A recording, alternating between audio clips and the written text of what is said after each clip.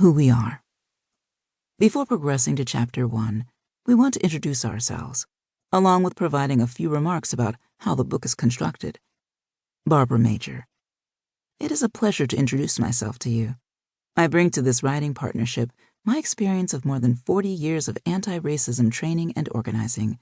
I bring my eldership and my love, my passion and my commitment to the survival and growth of my community. I bring the love of a mother for her Black sons and grandson. I bring my acceptance of the responsibility of being my family's matriarch. I bring the love that comes with the names I proudly answer to in my community: Auntie, Ma, Miss B, and Mrs. Barbara. In my professional life, I bring a Bachelor of Arts in Sociology and a Master's degree in Social Work from Southern University in New Orleans. I bring more than 40 years as a core trainer with the People's Institute for Survival and Beyond, the National Anti-Racist Training and Organizing Institute. I bring respect for the inherent and profound wisdom of my community. I bring the knowledge gained from 10 years as Executive Director of the St. Thomas Health Clinic, the first clinic in the country to proclaim racism boldly and publicly as the #1 health risk in the African American community. I bring my belief that this nation will change.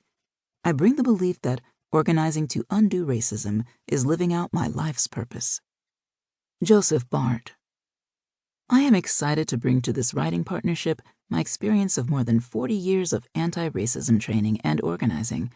As a Lutheran pastor, I bring a passion to help lead and push the church toward becoming the anti-racist church that I believe God calls us to be.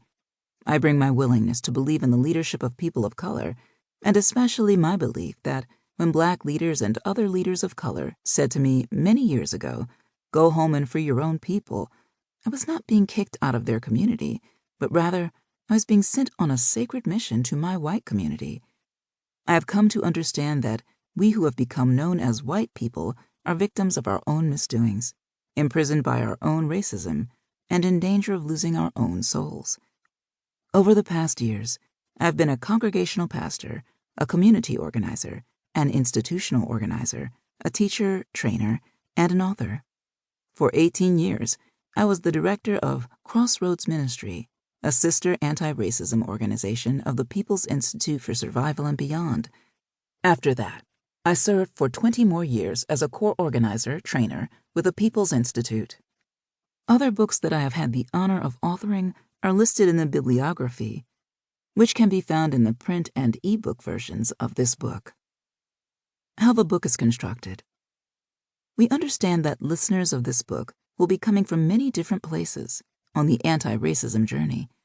We hope the book communicates with you in a way that helps you find yourself in a new place in which we together can find a common meeting point. We pray that the listeners of the book will conclude, "Damn, I get it," and, if not already members, that they will join the movement for a racially just society. We have approached the content of this book using 2 different but related contexts. Chapters 1, 3, and 5 speak generally about all the systems of society. Chapters 2, 4, and 6 focus specifically on the church. It is important to note that in focusing on the church in chapters 2, 4, and 6, we do not assume that all listeners are Christians or will be involved in church organizing. We needed to choose one system as a model that can then be applied to any other system in society. Since the church is Joseph's specialty, that was not a hard decision to make. However, there are other reasons for choosing the church. First, we believe racism is a spiritual sickness, and we need above all to hear and feel a spiritual word of healing. We all need the assurance of the old spiritual, "There is a balm in Gilead."